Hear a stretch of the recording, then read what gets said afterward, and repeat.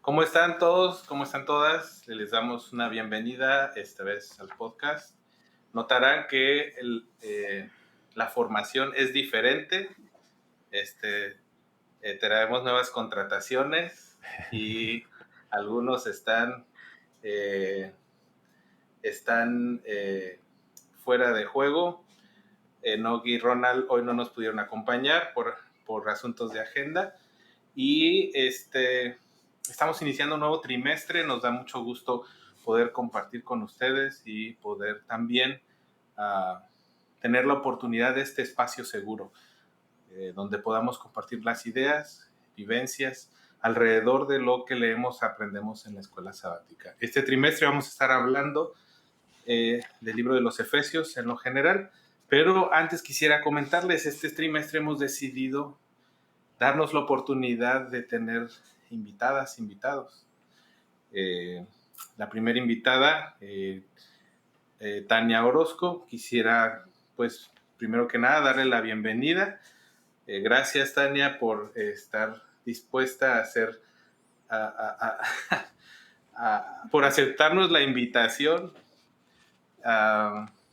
y esperemos que esto sea enriquecedor. Nos da mucho gusto también porque lo hemos dicho en varios otros podcasts, somos 4 pelados ahí hablando de cosas y opinando de la vida, pensando que le entendemos cuando pues hay otras opiniones que necesitamos escuchar. ¿Qué te parece si nos hablas un poco de ti, Tania?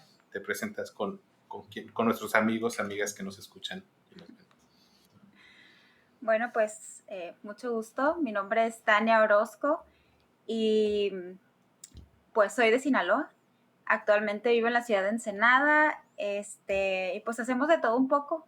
De profesión soy licenciada en nutrición, pero actualmente hacemos de todo, entre música, entre retos de lectura, entre algunos artículos con enfoque espiritual, etcétera. Literalmente lo que Dios me ponga enfrente, me llame la atención y me guste, vamos adelante. Pues bienvenida, Tania. Bienvenida, Muchas Tania. gracias. Gracias por acompañarnos en este nuevo episodio del video podcast que estamos haciendo. Y vamos a iniciar con el tema y los comentarios de la lección número 1 de este nuevo trimestre. Déjenme enseñarles que la lección de este trimestre es acerca del libro de Efesios. Y la lección en general se titula Él es nuestra paz. Dice el mensaje de la carta a los Efesios. Me voy a permitir dar una pequeña introducción acerca de esta lección. En la introducción a la lección nos plantea a Efesios cómo seguir a Jesús en tiempos difíciles.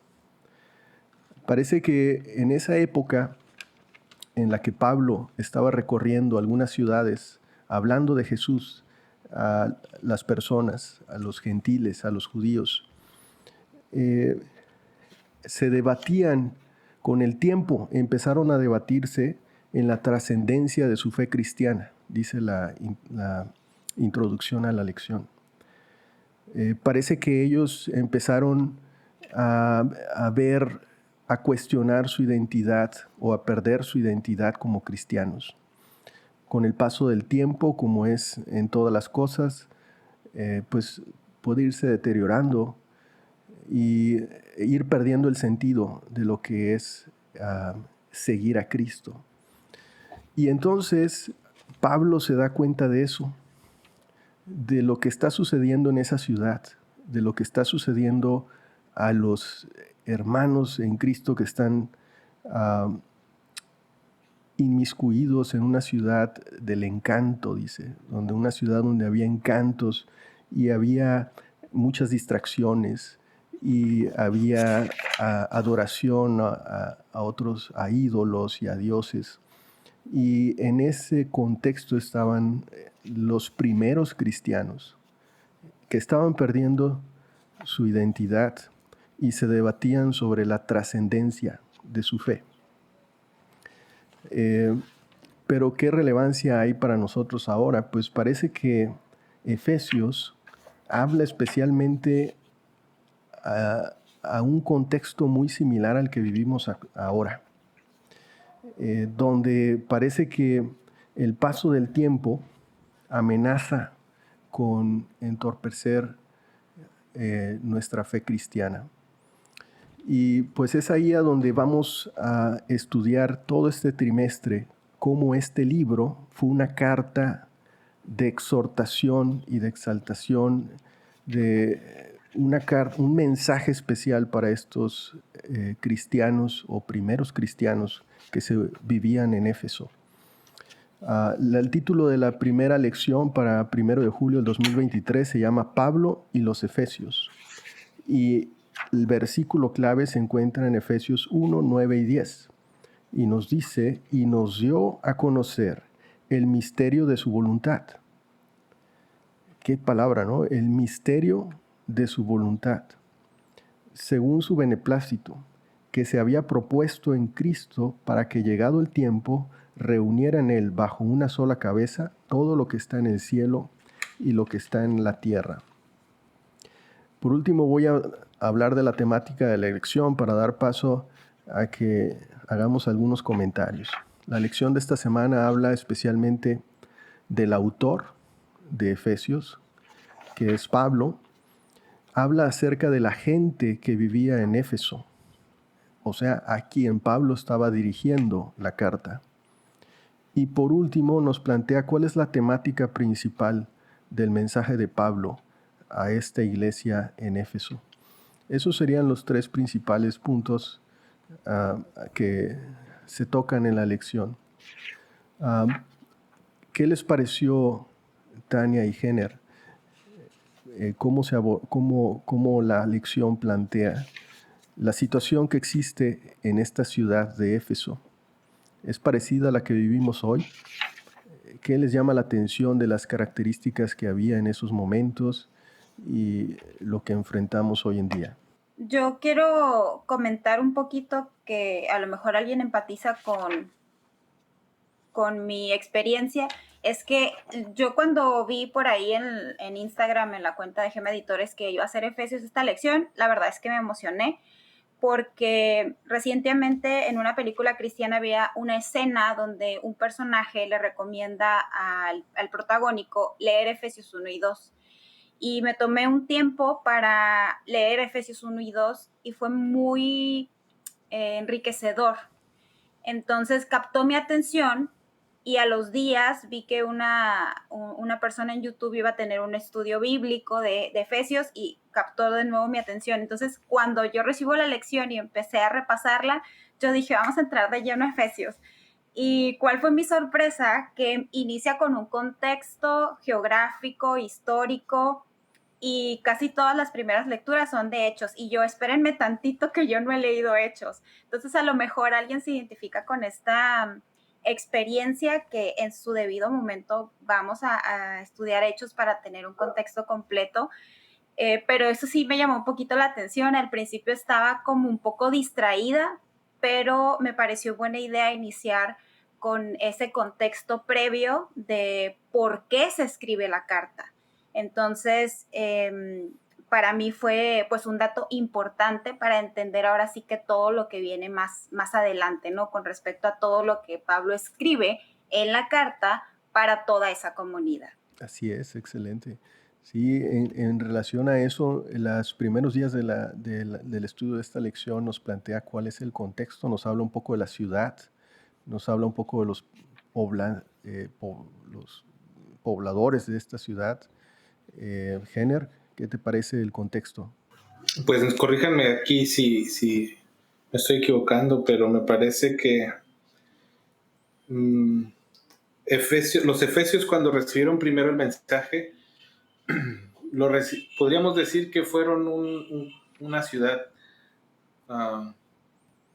que recibió, que no, por lo menos no se opuso violentamente al mensaje que Pablo llevaba, ¿no? Pablo tuvo experiencias en otras ciudades donde lo acusaron con los con los líderes, ¿no? Religiosos y políticos. En nuestros tiempos podríamos decirle que le echaron la patrulla a Pablo, ¿no? Pero no así, los efesios no. Los efesios de repente recibieron el mensaje, unos no tanto, otros, pero no fueron, no reaccionaron aversivamente a él. Pero curiosamente Pablo escribe una carta a los efesios buscando enfocarse en identidad, buscando como si fuera un pueblo que estaría diluyéndose en su identidad. A empezar ahorita, bueno, a ver, control. Pero ¿qué es identidad? ¿No? ¿Cómo se construye identidad? Y me llama la atención que sí, yo sí puedo alcanzar a ver algunos paralelismos entre el pueblo de los Efesios como descrito por el autor de la lección y como lo leemos en la Biblia y y ahorita nuestra etapa actual.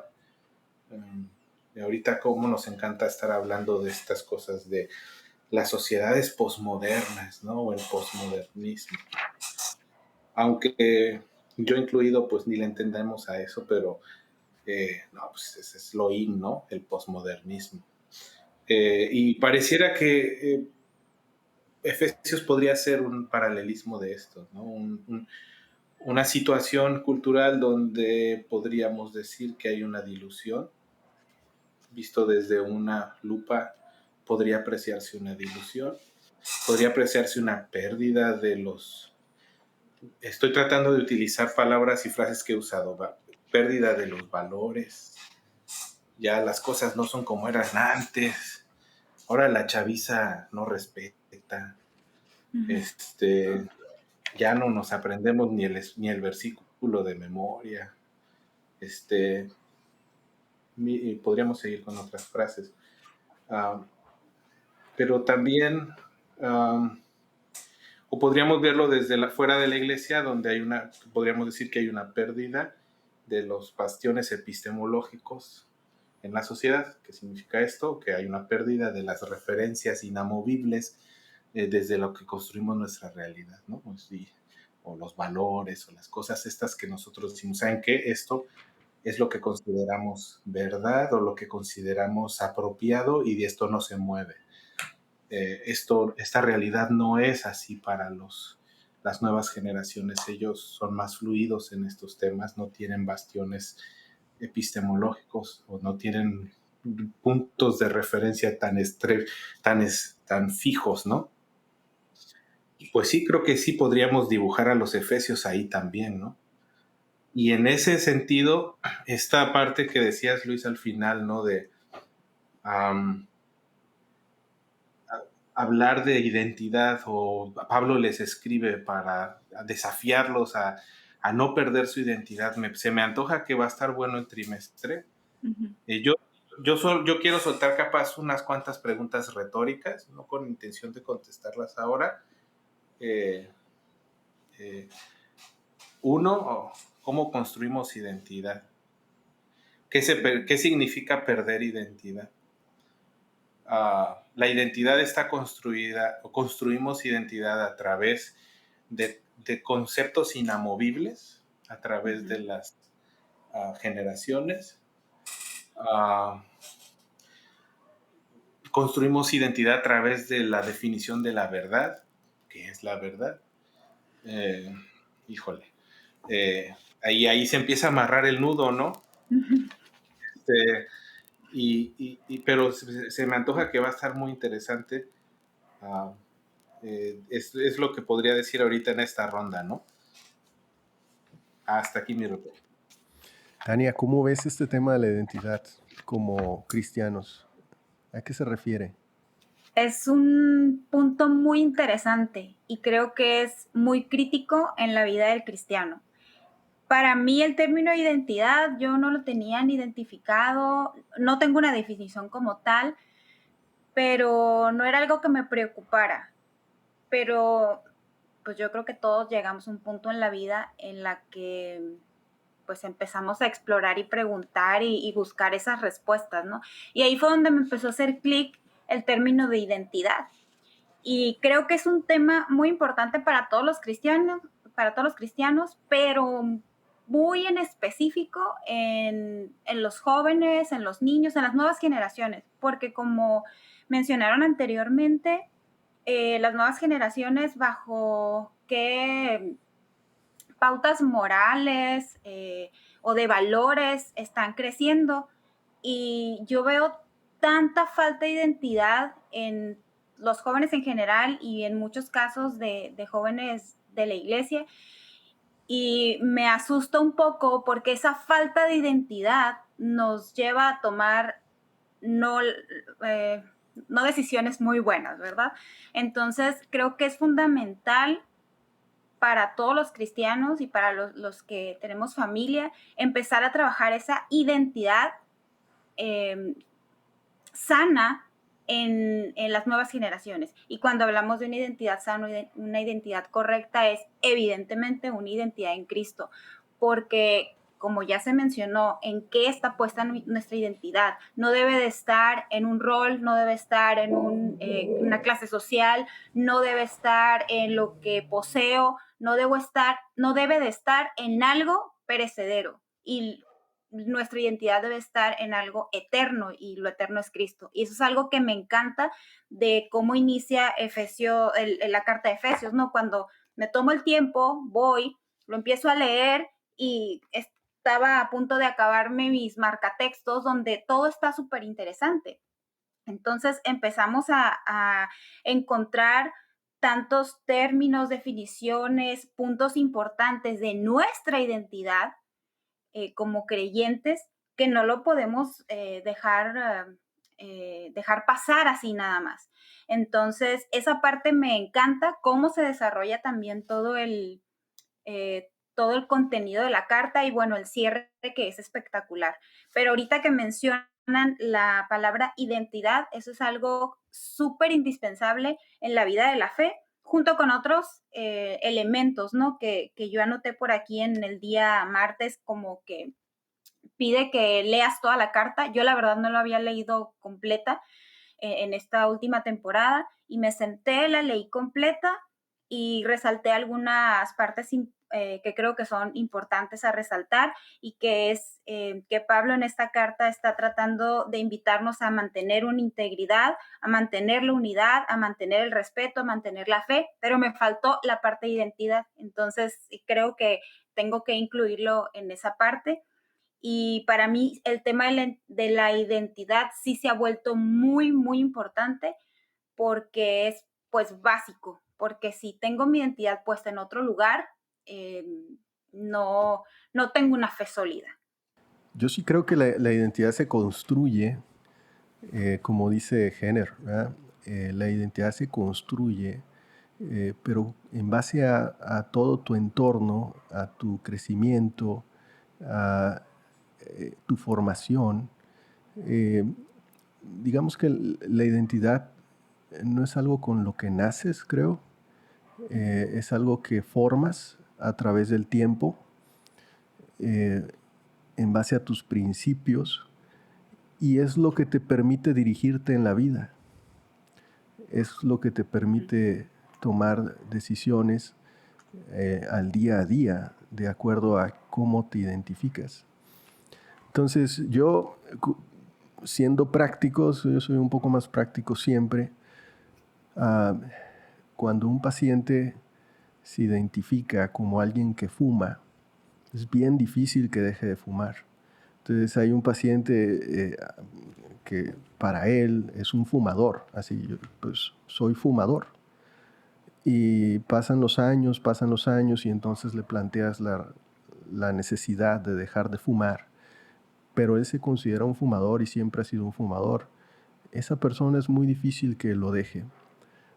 Pero cuando se empiezan a identificar como no fumadores y toman una decisión de un día para otro, yo como persona no soy fumador, como que crea un cambio en su mente para tomar la decisión. Entonces, creo que la identidad sí se construye, y la identidad se forma en base a principios. Ahora, ¿de dónde tomas esa identidad?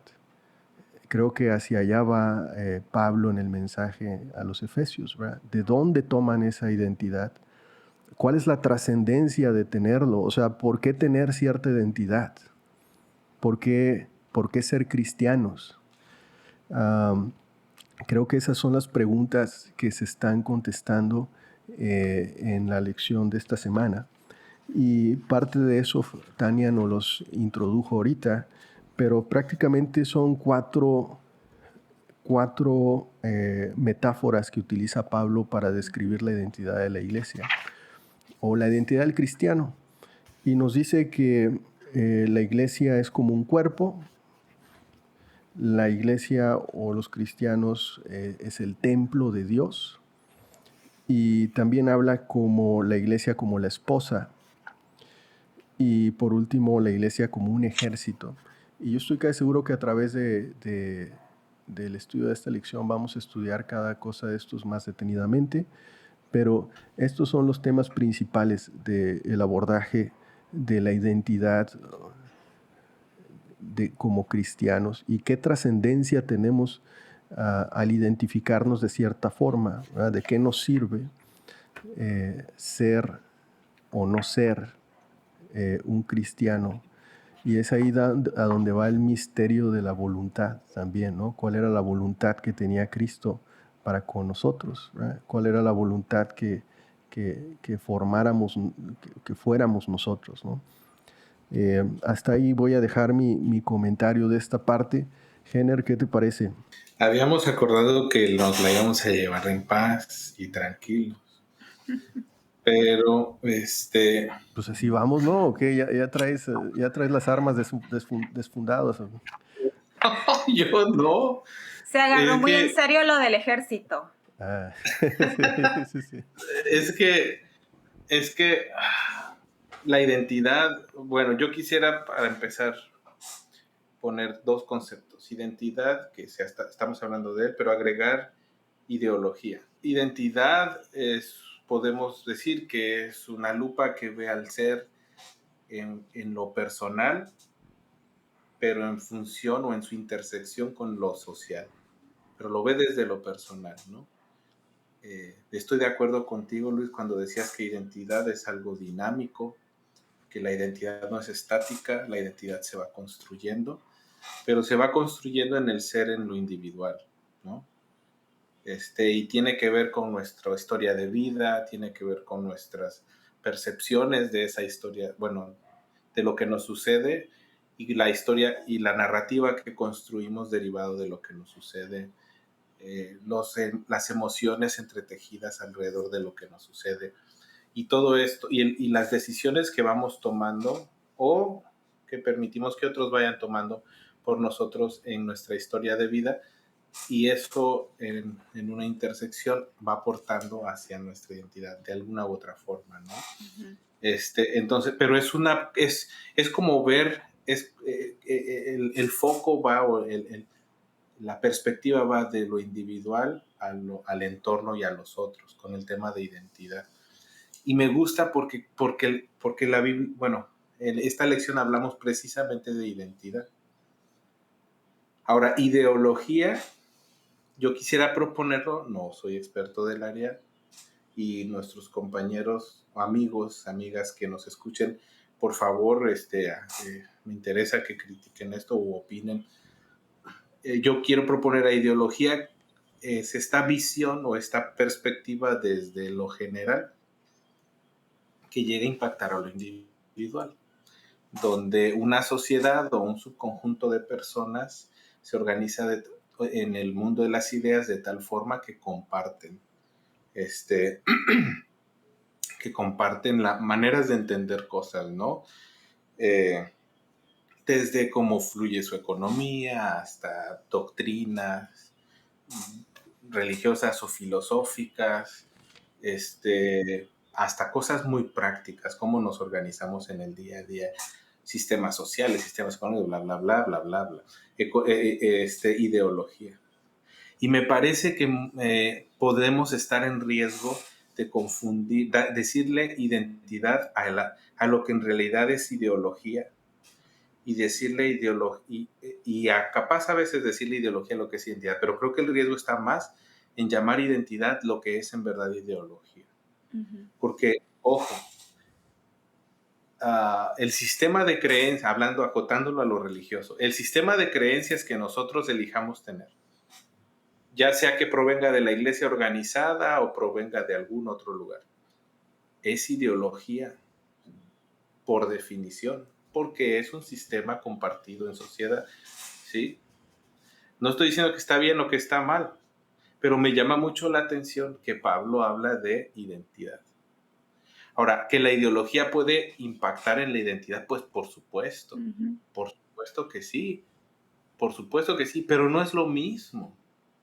Entonces, en el momento que yo entro en conflicto desde lo personal, desde la perspectiva de lo personal a lo general, con aspectos de la ideología con la que más me alineo, con la que más me siento cómodo o cómoda, muchas veces empezamos a tener estos conflictos internos donde, ay Dios mío, déjame aventarme más oraciones en el día a ver si se me quitan estos pensamientos.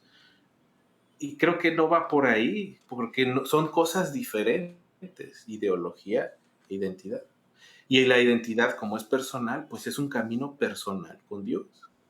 Y creo que por lo menos hasta esta semana lo que se alcanza a ver, o lo que yo alcancé a ver es que Pablo está desafiando a los efesios a perseguir y a mantener una identidad centrada en el Mesías. O sea, que su camino personal esté enfocado hacia el Mesías. No los está animando pocas veces encontré estos ánimos a construir ideología. Lo encontré más preocupado, interesado, más invertido en su carta, por lo menos en esta lección, en esta semana, en hablar de identidad, en hablarle a la iglesia, pero a los miembros uno por uno. Y eso es lo que ahorita lo que estabas hablando, Luis, me hizo ruido. Y creo que si vamos poniéndole bien las definiciones, nos podría ayudar el resto del trimestre a tener un poquito más de orden y poder construir de forma más sólida, ¿no? Sin el riesgo de confundir identidad con ideología o luego sentirme un poco incómoda porque, ay caray, pues mi identidad no está del todo alineada a la ideología. Pues no, por definición no siempre va a ser así, porque pues cada quien tiene su camino, ¿no? No sé qué opinan de eso. Ahorita que mencionaban sobre los casos de las personas que fuman, etcétera, me empezó a sonar en la cabeza la idea de no es lo mismo ser a estar. Voy a utilizar un término que pues era común usar, pero ahorita ya hay mucho conflicto con respecto a cómo se ve una persona físicamente cuando pesa más, ¿no? Muchos escuchaba el decir, no es la misma decir soy gordo a estoy gordo, porque el estoy puede cambiar y el soy no, porque yo puedo ser de cabello lacio y pues eso nunca se me va a quitar, ¿no? Entonces, cuando ahorita que estaban comentando sobre la identidad, hay muchas cosas o hay en ciertas etapas de vida o en ciertas situaciones donde estamos, pero no precisamente somos eso. También cuando mencionan que la identidad se construye y que nuestras etapas de vida o lo que nos heredaron, totalmente la personalidad es con lo que ya nacemos. Yo puedo hacer una larga lista de cómo es mi personalidad y son rasgos de personalidad que así soy, pero no me quiero quedar allí con esas características de personalidad que no me benefician mucho. Pero como escuché una vez a un pastor decir, la personalidad, si no tenemos una personalidad muy pulida, se controla o se domina con el carácter. Yo puedo ser muy dramática, yo puedo ser muy melancólica, pero no puedo ir por la vida, es que yo soy dramática y es que yo soy melancólica y ni modo. mi deber es trabajar mi carácter para poder controlar un poquito pues esos rasgos de personalidad, ¿no? Entonces sí hay cosas que evidentemente tenemos y que nunca se nos van a quitar, pero es parte de nuestro crecimiento el aprender cómo o cómo controlarlo, cómo utilizarlo, ¿no? De la manera correcta. Entonces ahí es pues nuestra responsabilidad de ver cómo lo vamos a canalizar de la manera correcta. Y cuando lo llevamos al contexto, bueno, cuando yo lo llevo al contexto espiritual, es como, pues si dijera, ay, pues soy pecador y ni modo que se aguanten. Pero aquí Efesios me está diciendo que yo tengo una identidad en Cristo y que soy hija de Dios y que fui adoptada. Entonces, como escuché una vez en un estudio bíblico, sí, Dios nos ama como somos, pero no nos va a dejar como somos porque hay un trabajo que hacer. Entonces, parte de nuestro crecimiento espiritual va enfocado a la identidad que tenemos según lo que Pablo nos está diciendo. Quería mencionar una idea también acerca de esta parte en la que la lección habla de cómo es la unidad que Dios tiene en mente para nosotros. Hemos hablado un poco de la identidad, pero ¿dónde debería de estar esta identidad? ¿Con qué deberíamos de identificarnos, ¿no? Y ahí es donde nos lleva la lección en Efesios 1:9 y nos dice, Él nos hizo conocer el ministerio de su voluntad. Y viene, conforme al buen propósito que de antemano estableció en Cristo. A ver, ¿qué estableció en Cristo? ¿Qué buen propósito es este que estableció en Cristo, por el cual nos hizo conocer el misterio de su voluntad? Si logramos descifrar este versículo, nos ayuda mucho a trabajar nuestra vida cristiana, de cuál es esta identidad que deberíamos esta unidad que deberíamos de tener. Aquí da para muchas cosas, pero por ejemplo, no es una unidad basada en una congregación, no es una unidad basada en una ciudad, en un país, en un idioma, es una unidad en Cristo, no en ciertas tradiciones, no en una cultura, no en cierto conocimiento. Es una unidad que dice en Cristo. ¿Y cuál es el propósito que tenemos al tener esta unidad en Cristo? ¿Cuál era el ministerio que tuvo Cristo en esta tierra? ¿Cómo Él trataba a su semejante? ¿Qué nos enseñó cuando Él caminaba todos los días en esta tierra? Y es ahí donde yo veo que encontramos un significado como cristianos, como seguidores de Cristo, y encontramos un propósito para nosotros hoy, en el que deberíamos de analizar bien qué estamos haciendo, cómo tratamos a los demás, por qué hacemos ciertas cosas, en qué dedico mi tiempo, y que nuestra identidad como cristianos sea una identidad cristocéntrica, donde veamos en Él el propósito que hay en nuestra vida. Porque eso es lo que nos plantea la lección ahí dice en el versículo 10 de Efesios 1, dice el versículo 10, dice, para llevarlo a cabo cuando se cumpliera el tiempo. Esto es reunir en Él todas las cosas, tanto del cielo como de la tierra.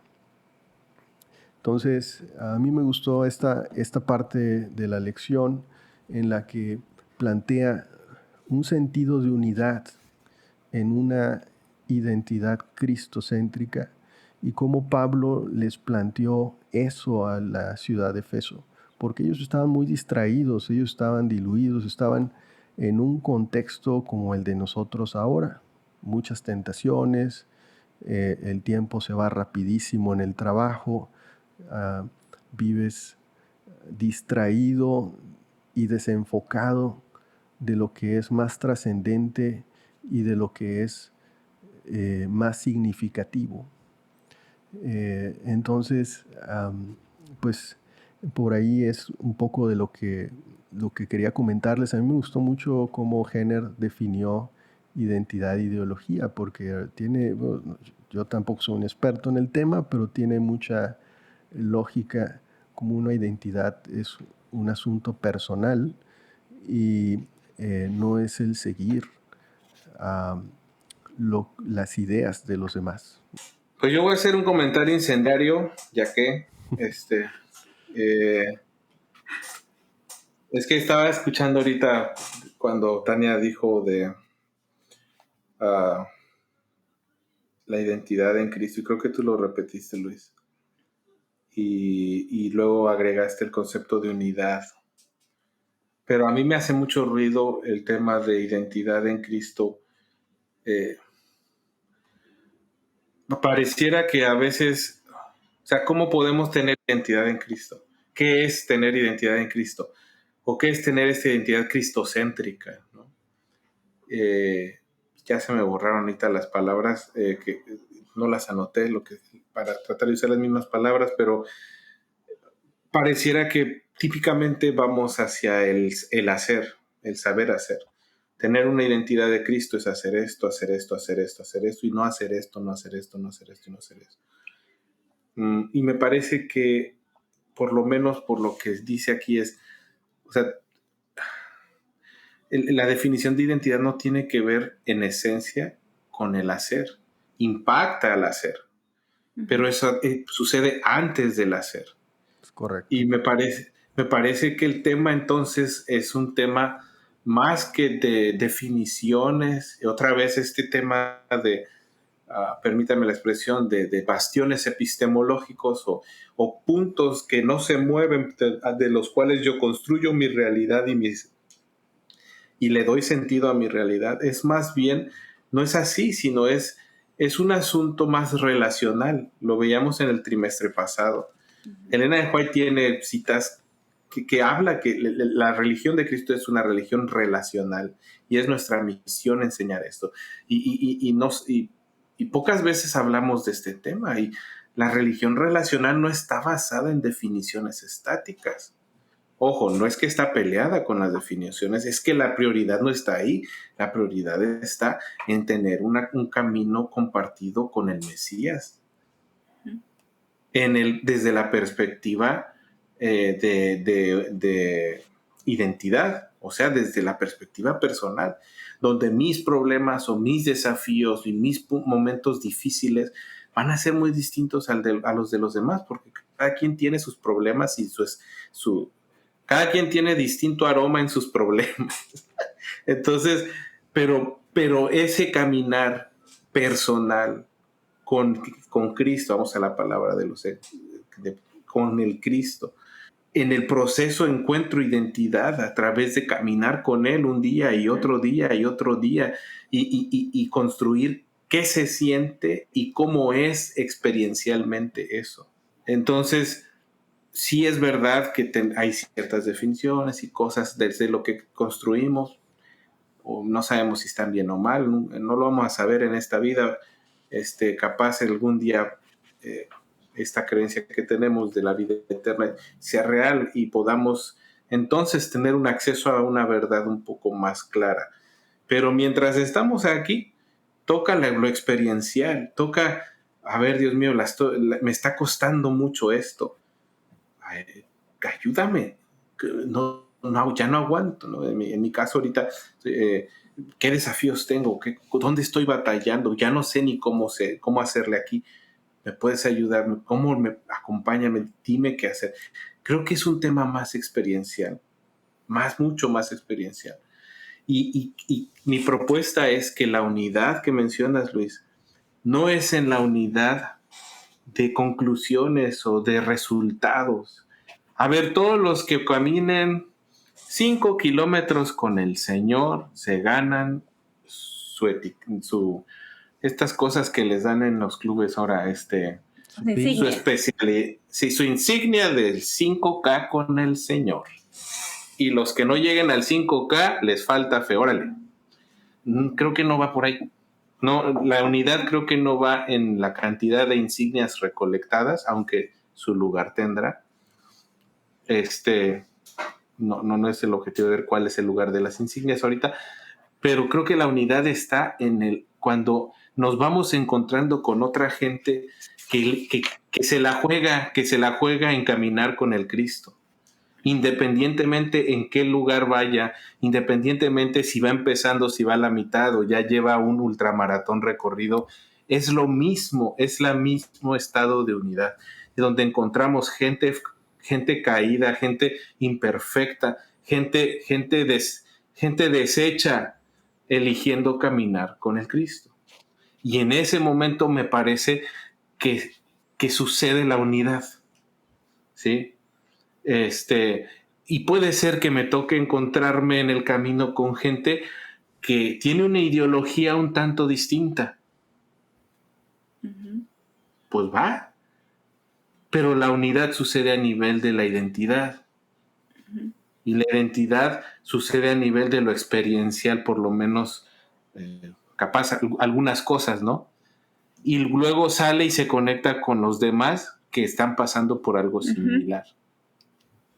Y en el proceso nos apoyamos, o en el proceso aprendemos unos de otros, y en las experiencias distintas nos hablan del carácter de Dios o del Cristo de una forma que a nosotros no nos ha pasado, o de una forma que a nosotros no se nos hubiera ocurrido. Y a mí me parece que por ahí va este asunto de la unidad. De la unidad. ¿No? Sí, y la unidad es una unidad en el caminar con el Cristo. ¿Sí? Que eso genera homogeneidad, no creo eso. Uh-huh. Que eso genera ideología definida y similar o igual en todos, no, eso es homogeneidad. Pero que eso genera una masa crítica de personas humanas, viviendo una experiencia humana, sufriendo y gozando en algunos momentos, pero bajo el contexto de mirar al Cristo en todo, continuamente voltear a mirar al Cristo y acompañarse en el proceso. Honestamente, esa unidad a mí sí me llama la atención. Uh-huh. Me interesa. ¿Dónde me apunto? ¿No? Me interesa. 2 para llevar, por favor. Con aguacate. Con aguacate y mayonesa vegana. Porque aquí la nutrióloga... también, ¿sabes qué? Otro aprendizaje, gracias, Tania. Yo estoy gordo, no soy gordo. Así es que con medio aguacate, el aguacate sí, ¿no? Con media mayonesa.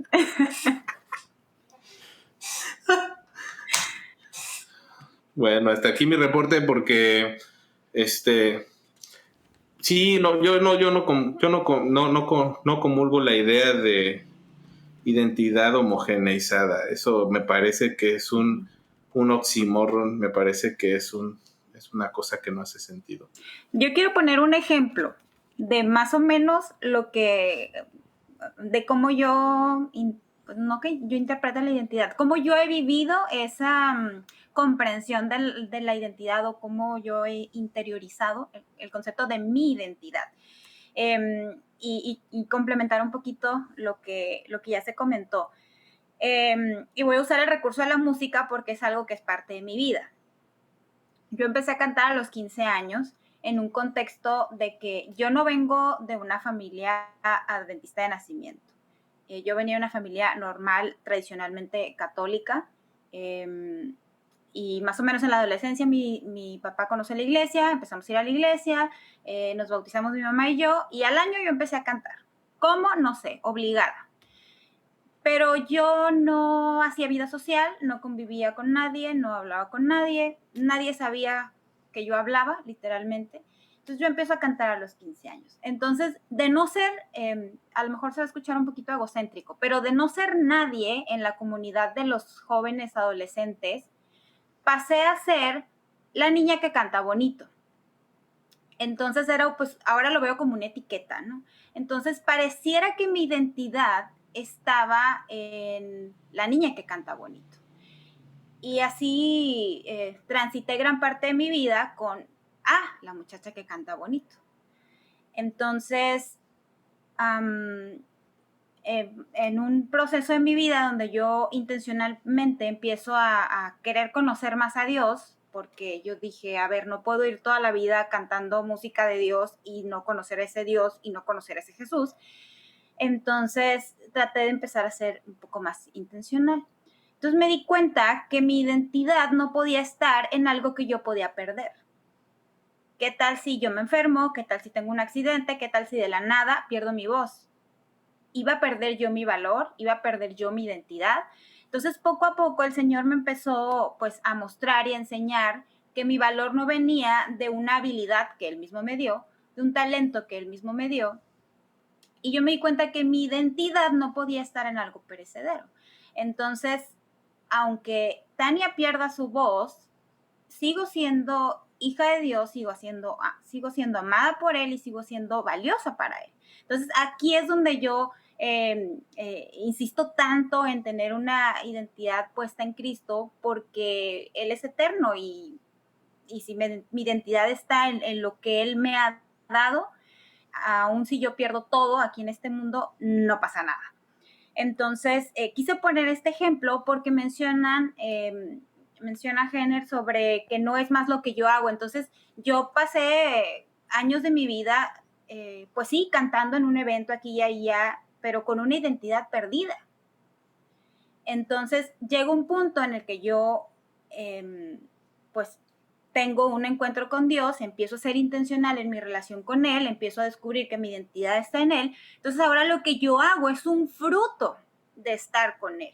Es un fruto de un caminar con Él. Entonces, cuando hablamos de unidad y de todo el resumen que nos da Efesios, integridad, unidad, respeto, fe, etcétera, vienen como un fruto de ese caminar con el Mesías. Y cuando mencionan también que no una unidad homogénea, pues no, porque todos somos diferentes, todos tenemos características diferentes, tenemos carácter diferente, tenemos habilidades diferentes. Y ahí es donde volvemos a caer en la figura del cuerpo de Cristo, que es lo que se menciona, que si uno fuera mano, que si otro fuera pie, creo que eso viene en Corintios, ¿no? Entonces, no es una programación de todos vamos a pensar lo mismo.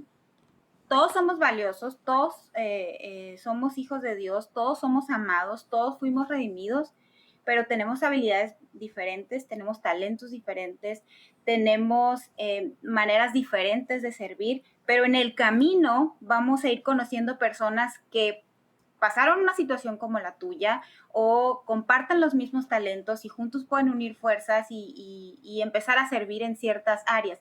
Cuando comentaba esa parte de las experiencias, me vino a la mente la palabra acompañamiento. Y es algo que yo he ido reflexionando últimamente, que creo que es pudiera ser un ministerio. Pienso que hay gente que genuinamente tiene el don de acompañamiento y más allá del dar consejos, el acompañamiento es simplemente estar hombro a hombro, caminar junto con la persona en el proceso. ¿Qué le hace que no digas nada? Pero si el Señor ya hizo algo en tu vida, compartir esa experiencia y le va a servir al que está al lado y que lo estás acompañando. Creo que es una habilidad o un don o incluso un ministerio que se puede trabajar para trabajar en esa parte de la unidad. No pensamos lo mismo, no vivimos lo mismo, no tenemos los mismos talentos a lo mejor, pero podemos tener esa unidad del fin, hacia dónde vamos, hacia dónde estamos creciendo, hacia dónde nos estamos dirigiendo espiritualmente. Tania, pues has hecho un excelente comentario y creo que tu aportación en este podcast ha sido de gran valor para todos, ¿verdad? Te agradecemos que hayas estado con nosotros. Creo que vamos a ir concluyendo, Jenner, con las últimas ideas para cerrar el podcast. Después de lo que ha dicho Tania, yo creo que ha resumido y ha hecho muy concreto pues parte de lo que hemos platicado durante estos 50 minutos, ¿verdad? Durante todo este trimestre estaremos estudiando el libro de Efesios, que es un mensaje para los cristianos que vivían en una ciudad que los distraía, que los, digamos, los hacía que su identidad se diluyera, y entonces ellos empezaban a participar de otros objetivos y otros propósitos diferentes al plan que era que Dios tenía para ellos, ¿verdad? Entonces, pues veremos qué nos presenta la lección en las siguientes semanas y esperamos que puedan estar con nosotros. Jenner. Sí, pues creo que tengo 3 cosas que decir. Me voy a esforzar por ser breve. Uno, construyendo lo que decía Tania, creo que es muy importante enfocarnos en el ser. Llevamos mucho tiempo enfocándonos en el hacer. Creo que ya es hora de enfocarnos en el ser, por lo menos con la misma intensidad, yo diría con más intensidad de lo que nos enfocamos en el hacer. Porque si no tenemos claro el tema del ser, el hacerse como que se diluye, ¿no? Pero para poder enfocarnos o entrarle al tema del ser, pues tenemos que enfrentarnos primero a nosotros mismos, tenemos que definirnos, tenemos que construir nuestra identidad. Y ese es otro comentario que ya no pude soltar. Sí estoy a favor de que Dios nos apoya y nos ayuda en la transformación, pero creo que ahí quien lleva las manos en el timón somos nosotros, no Dios. Nos toca a nosotros picar piedra, nos toca a nosotros ir puliendo las esquinas agrestes. Dios está ahí acompañándonos, no nos va a soltar, pero es nuestra chamba, es nuestra chamba. Eso. La segunda cosa, quisiera leer Efesios 1:15, pero le voy a ir cambiando unas cositas, ¿no? Por lo cual también yo, está hablando Pablo, ¿no? Así, habiendo oído de tu fe en el Señor Jesús y de tu amor para con los santos, no ceso de dar gracias por ti, haciendo memoria de ti en mis oraciones, para que el Dios de nuestro Señor Jesucristo, el Padre de Gloria, te dé espíritu de sabiduría y de revelación en el conocimiento de Él, que te la dé a ti, que me la dé a mí en el contexto en el que vivimos. No para que sepamos qué decir y aventemos el speech apropiado para que la banda nos diga un fuerte amén. Eso no transforma, eso es hacer y eso no es ser. Alumbrando los ojos de tu entendimiento, no de nadie más, de tu entendimiento en la dificultad que tú estás aquí y ahora, para que sepas cuál es la esperanza a la que Él te ha llamado y cuáles son las riquezas de la gloria de su herencia en los santos. Y cuál la supereminente grandeza de su poder para contigo que crees, según la operación de la fuerza de su poder. Que sea un camino nuestro, que sea un camino para nosotros, para lo que necesitamos. Y también la tercera cosa que quisiera decir, pues agradecer a Tania por aceptar la invitación de acompañarnos. Gracias, Tania. Toma valor aceptar venir y acompañarnos porque pues somos 4 forajidos aquí diciendo, como decía Luis en la descripción, un caleidoscopio de ideas, por no decir una mezcla sin pies ni cabeza. Pero gracias por aceptar la invitación, en verdad que enriquece la plática. Tania, muchas gracias. Esperamos que no sea la última vez que estés con nosotros y nos acompañes en más adelante. Pues gracias a todo el equipo por la invitación, por la confianza y por el espacio. Pues yo encantada de poder pues compartir, aunque sea un poquitito de lo que el Señor nos ha enseñado en las últimas etapas, y de poder retroalimentar también, porque pues no soy experta, yo apenas también estoy aprendiendo, pero muy agradecida con Dios por todas las bendiciones que nos ha dado en este proceso. Pues estén atentos, creo que vamos a tener invitados nuevos y seguramente a Tania otra vez en algunas semanas. Nos vemos en la siguiente. Un fuerte abrazo y un saludo a todos.